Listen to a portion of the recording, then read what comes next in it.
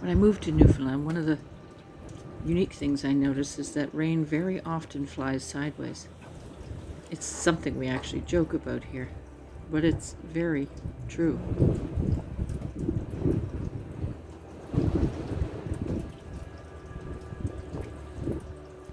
This is the back of the house right now,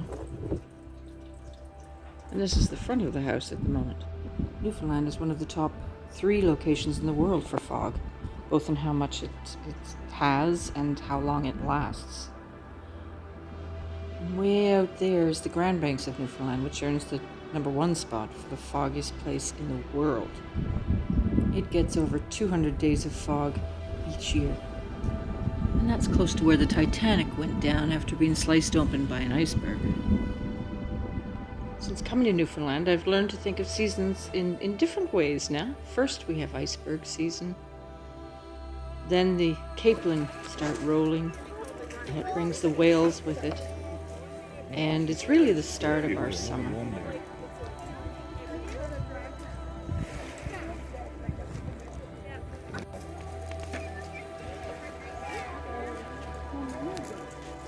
The common local saying is, if you don't like the weather, wait 5 minutes. But today is an all-day fog day, so I thought I'd sit down and tell the story of how we decided to move and build in the spot we are. I've just walked around trying to find somewhere where the light might work. I hope this is bright enough. It's really dark outside now. But the weather's just been yucky for many days, actually, so you go a bit stir crazy. So I thought we'd just sit down and I jabber on about how we came to build our house here and why we chose to. I had 8 years ago, it is now, which is hard to believe, came out here on a trip with my son, and we drove all the way. I was living in Ontario at the time. We drove all the way, so I went from 5 provinces. I went through Ontario and Quebec and Brunswick, Nova Scotia, and then here. And had GPS and never got lost anywhere, which is quite amazing for me because I can get lost in a closet.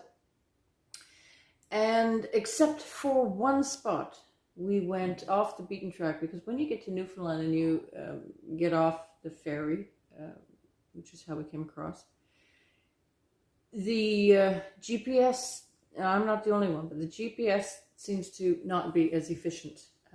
It tries to tell you to drive off a cliff. So that didn't help us at all. So now I was on my own and made it almost to my destination and just made a wrong turn. No big deal. I knew it wasn't a big deal. I knew it wasn't far from the main road I was supposed to be on. However, as we were driving along, I said to my son, "Oh, isn't this pretty? It's the trees were all bent. It's the road up here," which I've also shown in videos, and it's gorgeous all year round, especially when the leaves are on it. This was wintry though. And I said, "Let's just keep going." I already knew this couldn't be the right, we were off the main road. But so pretty. And when you're driving through Newfoundland on, say, your Trans-Canada Highway, whatnot, you're not seeing all the beauty because you're on the highways. You have to go off road to get closer to the views. So we kept on going and came out to where we are, which is Freshwater, which is right down there.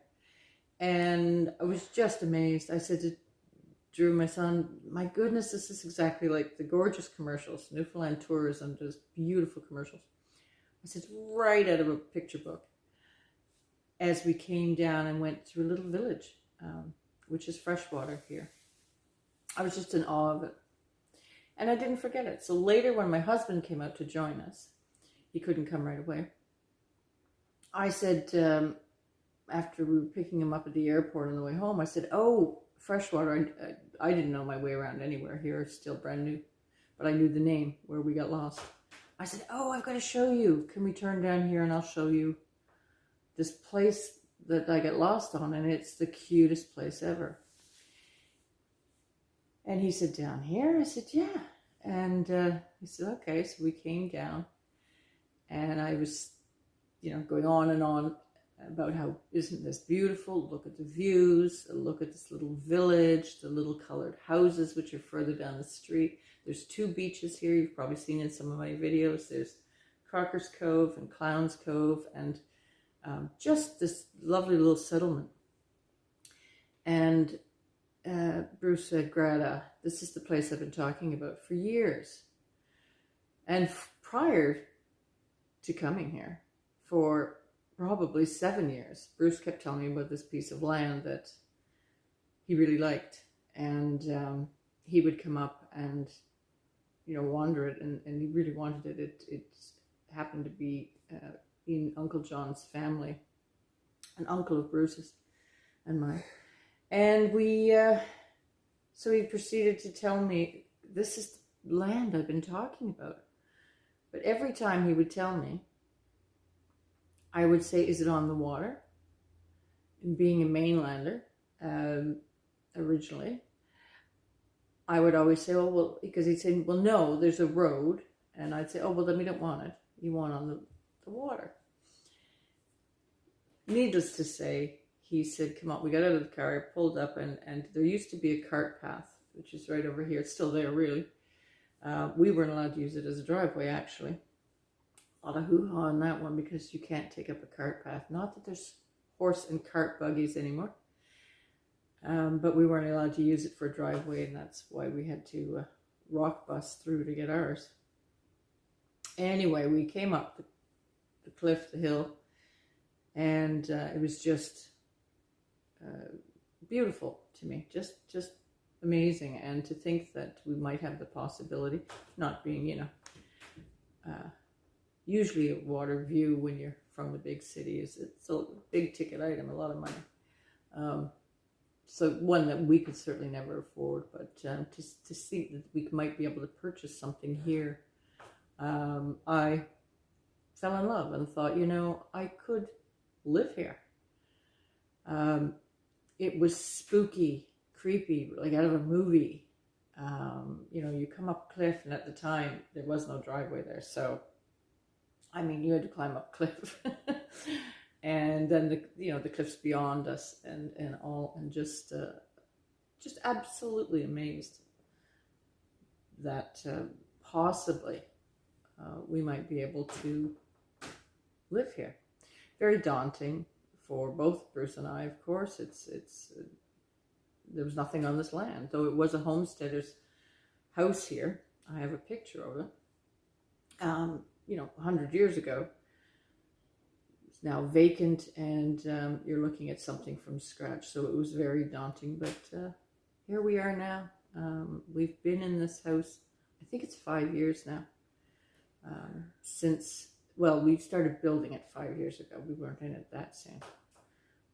But that's the story of how, I don't know, I think it's fate. Because here's a place that Bruce was trying to tell me for years and years, because he's from Newfoundland, of course, that there's this piece of land I might be able to get and might be able to purchase. And only for me, years later, to get lost here and fall in love with it. So that's our story. Here's an old photo of the original homestead that was on our property. If you've stuck with me, thank you so much. Take care and have a great week.